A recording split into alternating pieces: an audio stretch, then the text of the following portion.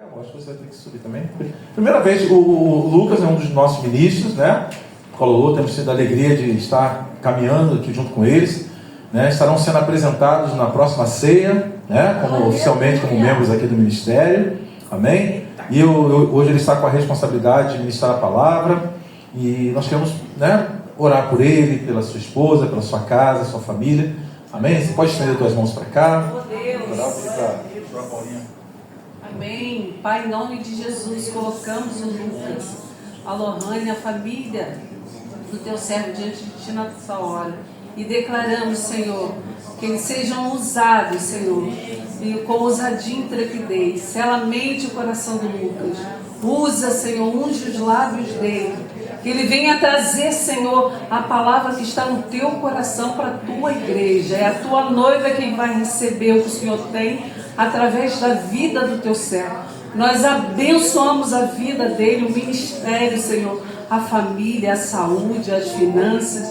Pai, em nome de Jesus, sela a mente e o coração e traz o que apraz o teu coração nessa noite. Nós o abençoamos em nome de Jesus, amém? Amém. Aleluia. Glória a Deus.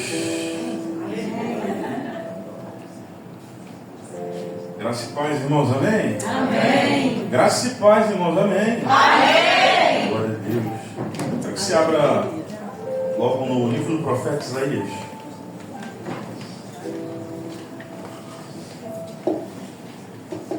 Glória a Jesus.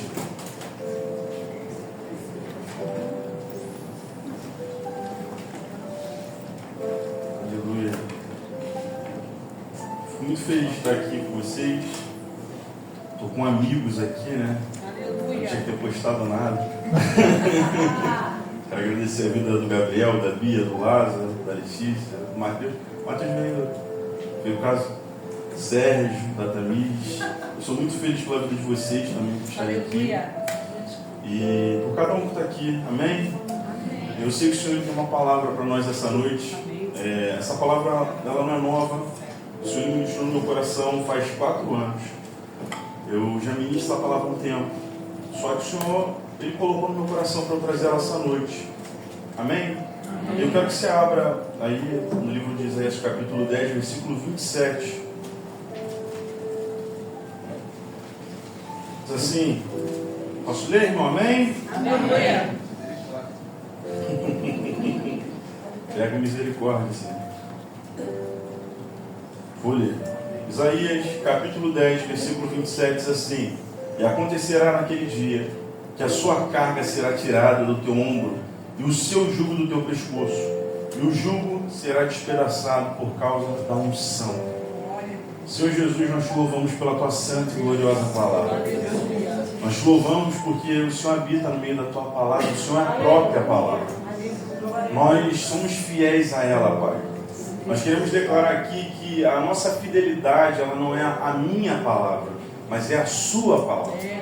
Porque eu sou um homem perecível, mas a sua palavra permanece para sempre. Porque a tua palavra, ela segue o caminho que lhe apraz e ela nunca volta vazia. Deus, eu oro para que os terrenos aqui, Pai, mostrados e estabelecidos, eles sejam prontos para a semente da palavra. Eu oro para que todo roubador de semente caia por terra, porque a palavra de hoje dará frutos. Eu quero declarar, Senhor, que tu és santo. Tu és santo, Senhor, não há outro Deus igual a ti. Não há outro Deus igual a ti, Senhor. O teu nome é o mais alto, Pai. Tu estás acima, Senhor. Eu quero te convidar, esteja entre nós, Deus. Ah, Deus, eu oro pedindo, Pai, toma o nosso coração, a nossa mente, Pai, em nome de Jesus. Amém? Em nome de Jesus, amém. Para quem me conhece, irmãos, eu gosto muito de falar do profeta Isaías. Isaías, ele tem como já diz o nome dele, ele traz uma identidade de salvação para o povo de Israel. Ele está pregando num período muito difícil, onde Israel estava voltado, não só Israel, mas mais direcionado a Judá, para a idolatria. Isaías, ele prega num período que a gente chama de pré-exílio, ele ainda não estava no exílio babilônico. E quando eu falo sobre jugo, sobre despedaçar, sobre sumir, né, por causa da unção, Primeira coisa que a gente tem que entender, que quando a gente está falando sobre jugo, é sobre um cativeiro que está sendo estabelecido dentro desse texto. De entrar nesse texto, eu quero só dar uma explicação. Isaías, ele é um homem no qual Deus chamou por uma vocação profética. E hoje em dia muito se confunde o que é a vocação profética. As pessoas acham que profeta ele é somente aquele que diz algo. E profeta ele não só anuncia pela boca, ele anuncia pela vida. A partir dos profetas menores e maiores, você vê que Deus ele usa a vida deles para definir uma mensagem.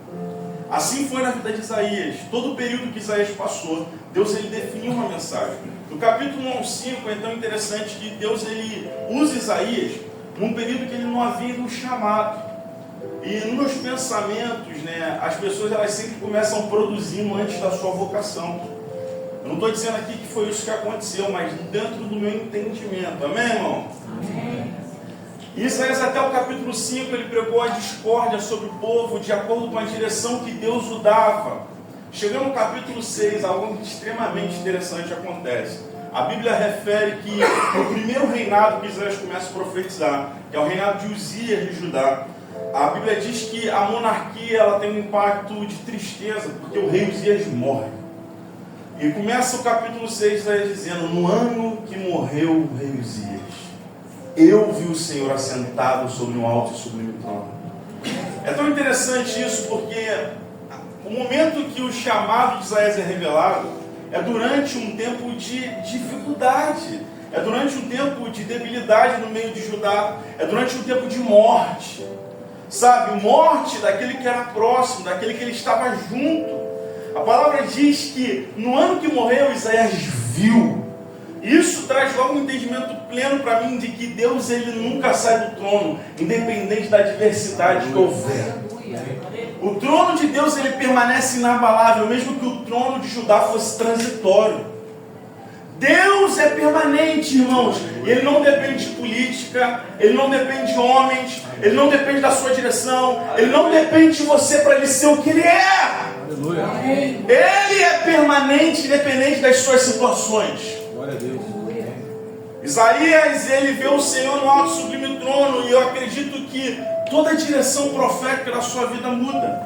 Porque a partir daquele momento, ele refere algo muito interessante. Ele diz: ai de mim, que habito no meio de um povo de impuros lábios. Ai de mim. Ele não só olha para a nação a partir de uma perspectiva profética, mas ele olha para a nação a partir dele. Nós precisamos de mais profetas no Brasil, irmãos, e de intercessores que olhem para a nação a partir deles. Que o arrependimento comece pela nossa casa, irmão. Sabe, pessoas que se ponham à brecha como atalaias, olhando para a situação do povo e se colocando diante da direção de Deus. Isaías ele entende que o pecado não só vinha do povo, mas a partir dele. Nós temos que nos arrepender, irmão, pelos pecados no Brasil. Nós temos que nos arrepender pela corrupção do Rio de Janeiro, irmão. Porque o juízo de Deus ele começa pela casa do Senhor, cara. Isaías ele inicia seu ministério profético assim, o Senhor chamando ele e dizendo: envia-me a mim. E o Senhor levanta uma tenaz com um anjo e coloca nos lábios dele e o purifica. Porque o primeiro a reconhecer tem que ser o de casa, irmão. Se nós da igreja não estamos reconhecendo a nossa debilidade como igreja, os de fora eles nunca vão fluir, cara. Nós precisamos nos movimentar como igreja para que o mundo olhe para nós e veja a solução. Não a solução política, não a solução social, porque a solução é um avivamento, irmão, que virá. É um avivamento que virá e abalará toda a estrutura social. Porque eu não acredito em transformação a não ser por Cristo. Porque Cristo em nós, a esperança da glória. Aleluia.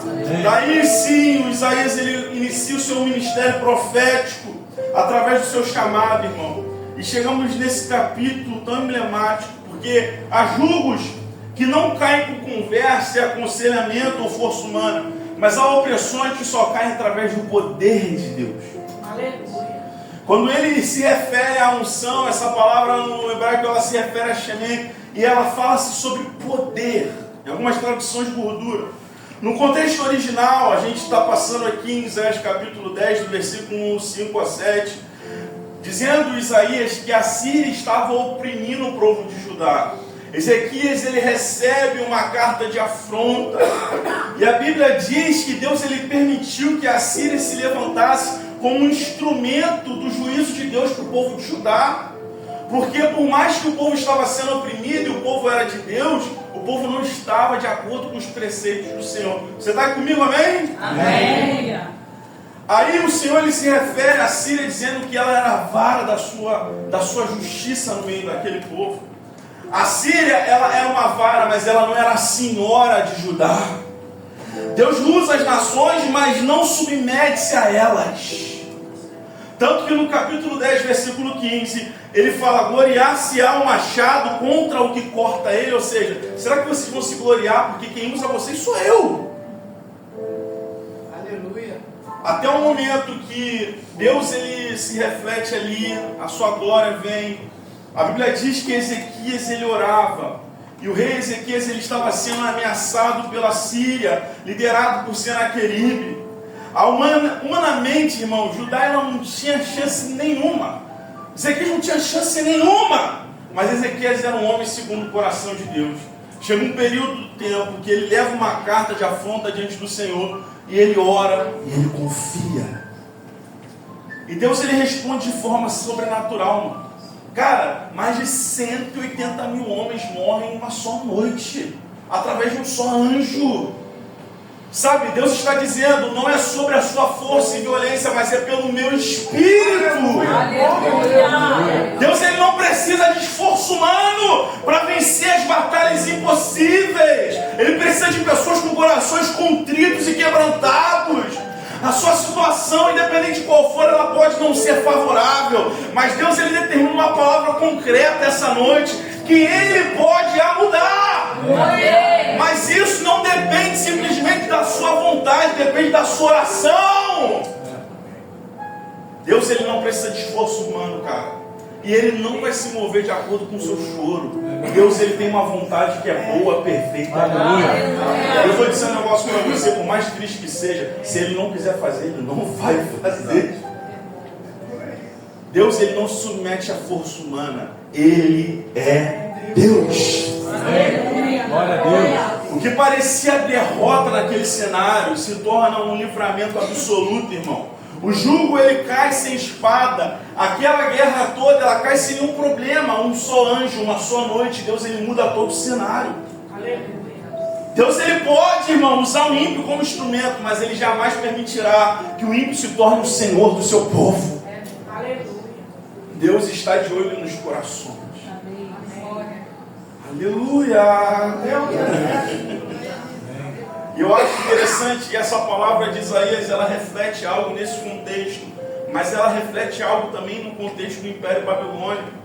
Para quem não conhece, a Bíblia, ela traz uma ideia, durante o período profético de Jeremias, Ezequiel, Daniel e alguns outros profetas, mas esses estavam mais inteirados durante esse período. A Bíblia reflete o que acontece no cativeiro babilônico. Quando Deus, ele permite usar a Babilônia por 70 anos, levando Israel e Judá cativo e destruindo tudo que tinha. A Bíblia fala que Israel foi tomada, que Israel foi levada, foi assolada. A Bíblia reflete o contexto de 3 profetas: Daniel dentro da Babilônia, Ezequiel no rio Quebar chegando à Babilônia, e Jeremias dentro de Jerusalém lamentando pelos destroços. A palavra diz que Jeremias, ele ficou tão triste que ele cria aquele livro de lamentações, refletindo as suas angústias diante daquilo que aconteceu com o povo. Mas o que eu acho mais interessante é a vida de um homem chamado Daniel, no seu significado: Deus é justo. No capítulo 1 de Daniel, ele chega na Babilônia, irmão, com apenas 17 anos, o jovem. Ele chega na Babilônia num momento transitório de sua vida, onde tudo que ele viu foi destruído e a sua cultura foi tomada à força. Daniel, ele chega na Babilônia, a primeira coisa é que o eunuco que cuidava deles, porque eles eram homens proveitosos, diz para ele, fala assim: Daniel, tem algo para te dizer, o rei, ele gosta que vocês estejam fortes, sabe, tipo eu, um abração, sabe? O rei, ele quer que vocês estejam fortes. E Daniel, ele recebe esse dito e o rei diz: vocês terão que comer manjar e beber vinho da mesa do rei. A Bíblia fala que quando Daniel ouve disso, ele não se submete. Mas o eunuco, ele chega para Daniel e fala: Daniel, se vocês não se alimentarem daquilo que o rei lhe oferecer, ele vai nos matar. E Daniel fala: faremos uma prova durante 21 dias. Durante algumas semanas, vocês verão que eu estarei mais formoso e mais forte do que aqueles homens. E a Bíblia diz que quando esses homens passam diante de Nabucodonosor, ele vê que Daniel e seus amigos eram muito mais fortes do que os homens que comeram do manjar. Porque aquilo que te alimenta, irmão, pode definir o seu final. E eu só não estou dizendo sobre comida, eu estou dizendo sobre algo espiritual. Amém? Amém. A Babilônia, ela tenta mudar a identidade de Daniel, mas Daniel, ele não se submete à Babilônia. Porque o que havia dentro de Daniel era muito superior àquilo que havia para modificar ele na Babilônia, cara. Daniel, ele permaneceu no meio da dor. Ele permaneceu no meio da sua dificuldade, no meio da sua adversidade, olhando para Cristo, olhando para Deus, não se preocupando. Você está aqui comigo, irmão? Amém. Assim seus amigos também, junto a ele, se proporam a não se contaminar. Cara, é interessante demais, porque o jugo foi despedaçado pelo poder que havia sobre Daniel ali naquele momento. Aleluia! Daniel capítulo 3 diz sobre os 3 homens que estavam ali, os amigos de Daniel. Aqueles homens estavam diante de uma estátua imensa de Nabucodonosor, no qual, num certo momento do dia, eles deveriam se prostrar e adorar. A Bíblia fala que quando eles recebem essa mensagem através de som, eles eles olham para isso e vem todo mundo adorando e eles não adoram. E a Bíblia diz que o castigo para quem não adorasse aquela imagem seria lançado onde? A fornalha ardente de fogo. Aqueles homens, eles olham para aquela situação, entendendo aquilo que Deus diz: não adorarás a nenhum outro Deus, a não ser o Senhor teu Deus. E eles não se submetem. A Bíblia fala que Nabucodonosor, ele aumenta a fornalha 7 vezes mais, de maneira que os homens que estavam do lado da fornalha, eles morrem para alimentar aquele fogo. E a Bíblia diz que, a partir do momento que eles não adoram, Nabucodonosor coloca eles dentro da fornalha para que eles morressem. Mas ele, olhando para aquela fornalha, ele vê algo interessante. Ele olha para aqueles meninos que estavam amarrados, eles não estão mais amarrados. Ele olha para aquela situação lá dentro, e aquilo que tinha 3, ele vê um 4º homem no meio daquilo tudo. Amigo, não se submeta a decretos terrenos, submeta a decretos eternos. Porque a terra, ela pode parecer estar vencendo, mas a palavra final é do nosso Deus, cara. Sabe o que eu acho mais interessante desses homens? É que no texto eles dizem assim: ó, mesmo que o Senhor não nos livre, nós não morreremos e seguiríamos fiéis para o Senhor. Eles não estavam preocupados com a morte e nem com o livramento, eles estavam preocupados em serem obedientes e fiel até a morte. A grande pergunta dessa noite é se você está disposto a abrir mão de tudo para viver para Ele, cara. Porque abrir mão de um tempo para estar aqui comigo é muito fácil. Eu quero ver você abrir mão da sua vida. Ai, Deus, Ele está nos levando a um nível mais profundo essa noite. Ele está nos levando porque o jugo dele despedaçou toda a escravidão que havia sobre os amigos de Daniel. E eles foram vitoriosos. Irmãos, a partir disso o cativeiro babilônico ele termina. E eu acho muito interessante a forma, porque quem profetizou sobre o término foi o próprio profeta Isaías, dizendo que Ciro se levantaria. E a Bíblia diz que certo dia Ciro libera para que Esdras e Neemias voltassem, para que eles pudessem reconstruir e voltar para Jerusalém. Eu acho muito interessante porque toda aquela escravidão, ela foi despedaçada não por uma palavra, não por uma boa política, não por uma boa conversa, não por uma mesa, mas pelo poder do Senhor. Pelo poder do Senhor. E esse mesmo poder está aqui essa noite, irmão. Deus nunca perde o controle daquilo que está em suas mãos. Ele não se submete a homens, irmãos. E por isso Ele nos convida essa noite a submetermos a Ele. O quão difícil é isso, irmãos. Quão difícil. Eu nunca vou esquecer. Há uns 3 anos atrás, eu e Lohane estávamos noivos, eu guardando dinheiro. No meu primeiro mês de noivado, a primeira coisa que o Senhor pede para a gente é o meu salário. Eu falei: Deus, o que vai acontecer das minhas contas? Sabe? E eu lembro Deus dizendo para mim, a palavra final não é minha, não é isso que você prega, não é isso que você diz, agora é a hora de viver. É Deus. Quando Ele pede tudo para você, irmão, é a parte mais difícil. Cadê glória a Deus, irmão? Me ajuda aí. Aleluia. Ele está nos levando a um nível mais profundo. E eu acho interessante que na teologia a gente tem uma coisa chamada dupla referência. Essa mensagem ela não só traz um conteúdo profético para aquele tempo de Isaías e Daniel, mas ela traz uma mensagem messiânica no contexto de Cristo. Porque assim como foi dito em Lucas 4,18, o Espírito de Deus estava sobre ele. E ele o ungiu, irmãos. Essa unção que estava sobre o profeta Isaías, que ele determinou ali através da sua palavra, estava sobre Jesus quando ele foi batizado. E os exemplos vivos são aquela mulher do fluxo de sangue. Você lembra disso? A palavra diz que quando Jesus estava aí no caminho da casa de Jairo, uma mulher do nada, que padecia 12 anos de um fluxo de sangue, ela aparece no meio do caminho dele. E ela, no meio de uma multidão que a espremia, ela só encosta no manto dele, cara. A Bíblia fala que automaticamente aquela mulher é curada. Sabe, não é só um contexto de saúde, mas é um contexto social. Aquela mulher não podia encostar em ninguém. Aquela mulher não podia estar perto de ninguém por causa da sua condição, de acordo com o que a Bíblia mesmo dizia em Levítico. Você imagina 12 anos de fluxo, cara. A Bíblia diz que apenas um toque, apenas um toque, aquela mulher automaticamente ela foi curada. E o jugo de escravidão que havia sobre ela foi totalmente despedaçado pela unção que havia sobre Cristo. Glória a Deus. Continuando, a Bíblia fala que Jesus ele permanece o seu caminho até chegar na casa de um homem chamado Jairo. Um homem mestre da sinagoga, um homem da lei, cara, um homem responsável. Ele chega e ele não vê mais nenhuma ajuda, ele não vê mais nenhum para onde correr. E a palavra diz que as mulheres já choravam pela morte da sua filha. Ele entra naquela casa vendo toda a situação armada. E Jesus fala assim, cara, algo icônico. Gente, ela não está morta não, ela só está dormindo.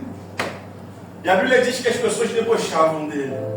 Jesus manda todo mundo embora e ele sobe ao quarto onde aquela menina estava. Você imagina no contexto judaico que eles não podiam encostar em morto, cara. Jesus ele chega quebrando todo o paradigma social. Diante daquela mulher, aquela menina de 12 anos, ele encosta e ele diz: Talita cumi. Menina, levanta. A Bíblia fala que automaticamente quando ele disse, aquela menina levantou.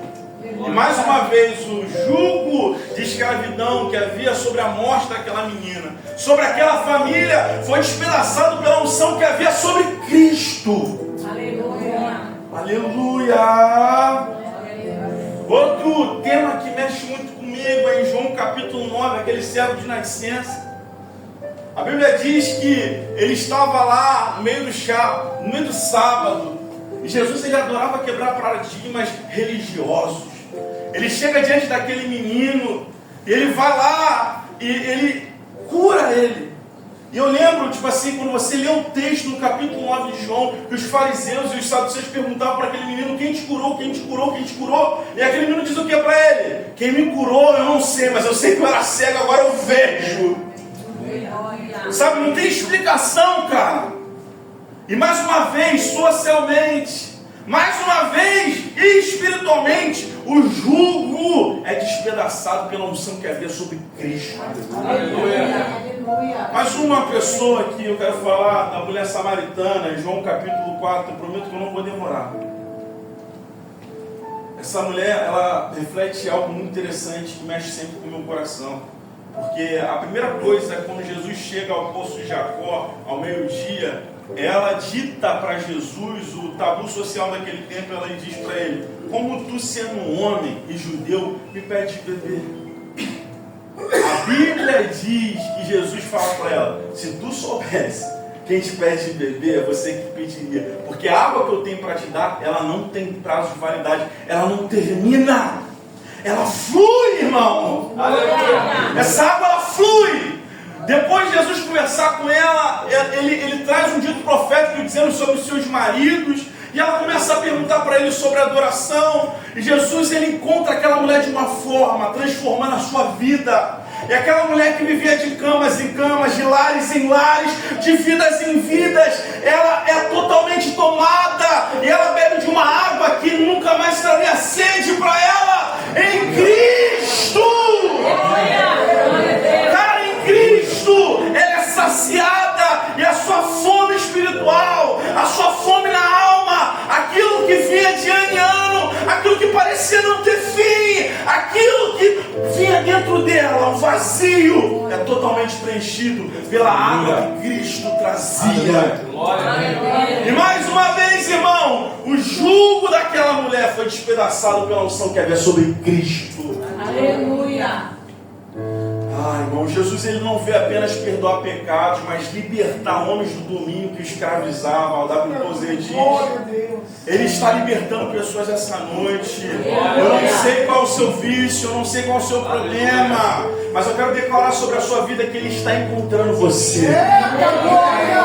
Ele está encontrando você. Por mais que eu esteja sendo pedagógico essa noite, eu sinto algo de Deus para essa noite, irmão. Eu não quero furar o meu tempo, mas Deus, ele tem algo para distribuir para nós. Eu quero que você permaneça com o seu coração aberto. Não olhe para mim, olhe para o Senhor. Aleluia! E além disso, ser uma palavra no tempo de Cristo, essa palavra também reflete a unção que Deus depositou sobre a igreja. Que falamos no tempo de Isaías, no tempo de Daniel, que falamos no tempo de Cristo, onde a escravidão do pecado ela foi totalmente tomada, porque agora não há mais nenhuma condenação para aqueles que estão em Cristo Jesus, que vivem segundo o Espírito, porque a lei da letra ela mata, mas o Espírito que é em Cristo, ele vivifica. Porque aquilo que era pecado, que tentava nos arruinar, ele é totalmente destruído pela graça, e pela graça nós somos salvos. Isso não é mérito nosso, vem de Deus, irmão. A graça não é só o poder que nos salva, mas é o poder que nos capacita para não pecarmos. E essa graça está sobre nós essa noite. Cristo está aqui. Aleluia.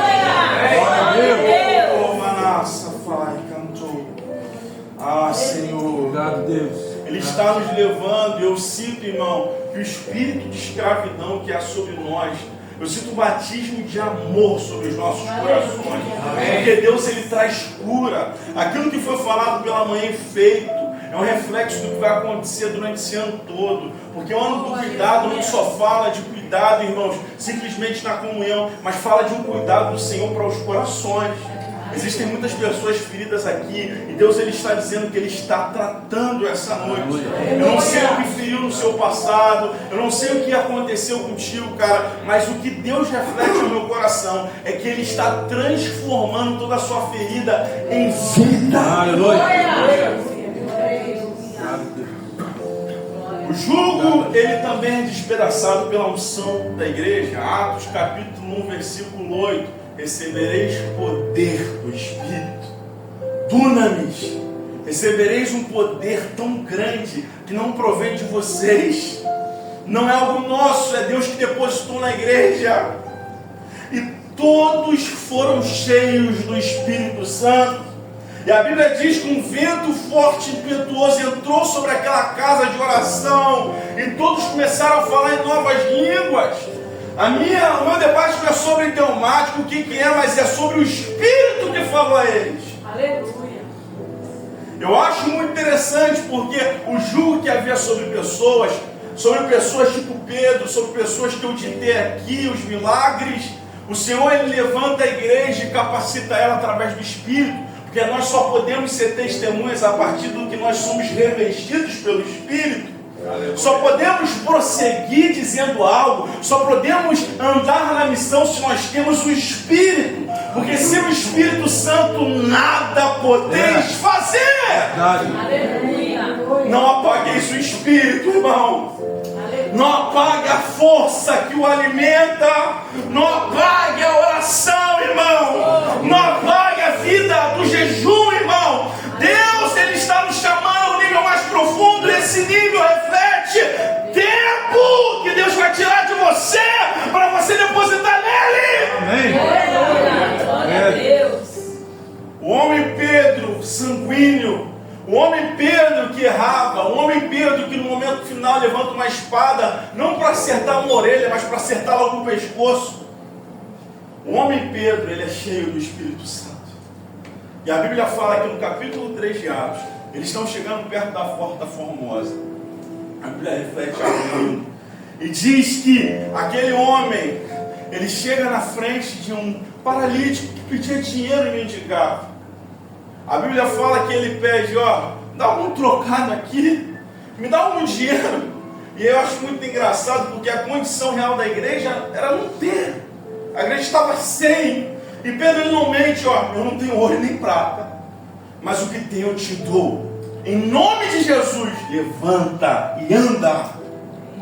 Irmão, eu vou te dizer um negócio, essa unção que havia sobre Isaías, essa unção que despedaçou o jugo naquele tempo, a unção que estava sobre Cristo, utilizada para curar, para ressuscitar mortos, essa unção está sobre a igreja. A Bíblia fala em Romanos que o mesmo Espírito que ressuscitou Cristo entre os mortos é o Espírito que está entre nós. E não só entre nós, mas ele está dentro de nós. Você imagina, cara, Cristo, o Espírito, ele teve que se humilhar a ponto de morar dentro de você. Ele está nos chamando a um novo nível, irmãos. A Bíblia fala que a partir daquele momento há uma transformação na igreja, que Pedro ele é usado para mais de 3.000 conversões. A igreja ela é tomada por um avivamento, um avivamento de oração, uma transformação no meio daquele povo. Aleluia. John Wesley fala algo muito interessante, ele diz: dai-me 100 homens cheios do Espírito Santo e eu abalarei as portas do inferno. Ravenhill diz, a igreja primitiva ela não orava por conforto, mas ela orava por poder. O poder ele quebra as cadeias. Aleluia. Nós podemos ter a melhor estratégia celular, irmãos. Nós podemos ter o melhor pastor, a melhor mídia, mas se nós não temos poder, nós não vamos alcançar lugar nenhum. Verdade. Nós podemos ter o melhor ministério de louvor, mas sem o Espírito nós não vamos alcançar lugar nenhum. E há um preço, irmãos. Há um preço. E esse preço não é um preço de troca de moeda. Há um preço sobre a unção que Deus deposita sobre a igreja. Há um preço de oração. Catherine Kuhlman, uma mulher de Deus, ela muito usada em curas, ela falava que o preço da unção que havia sobre ela era de horas e horas de oração. Irmãos, eu não estou querendo padronizar aqui nada, entenda-me bem, eu não quero dizer nada que não é bíblico, mas eu quero dizer uma coisa para você: se você não se humilhar diante da potente mão de Deus, Ele não vai te colocar nesse nível mais profundo. É verdade. Ele quer nos colocar no nível mais profundo. O óleo, ele não era comum nem barato em Êxodo. E esse óleo, ele requer uma coisa que nós falamos durante essa semana nas células e que a pastora Miriam falou hoje de manhã. Ele requer tempo com a presença.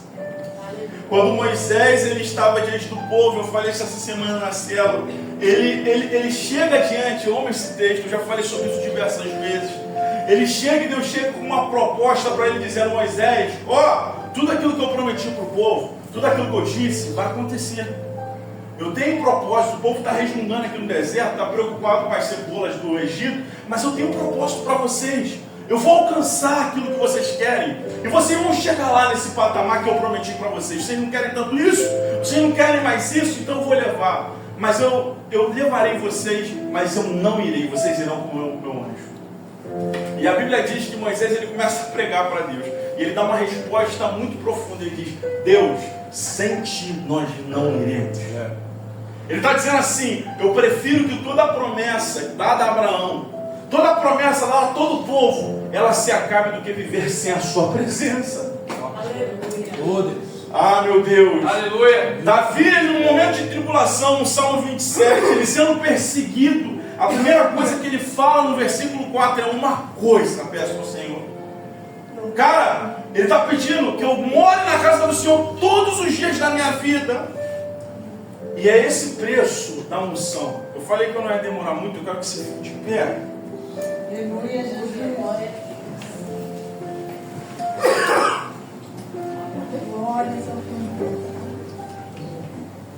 Aleluia. Irmão, quem quer a unção sem custo, que é o fogo sem altar. Oh, Deus. Deus, Ele está chamando pessoas aqui que querem. E eu quero orar por você. Essa mensagem é uma mensagem pedagógica. A minha intenção não é ser muito profético, mas Deus, Ele tem um tempo profético aqui essa noite. Amém. E eu quero que, se você, não vou dizer sobre sentimento, eu vou dizer sobre intenção. Se você quer dessa unção que eu falei aqui essa noite, vem aqui à frente, eu quero orar por você. Aleluia, Jesus.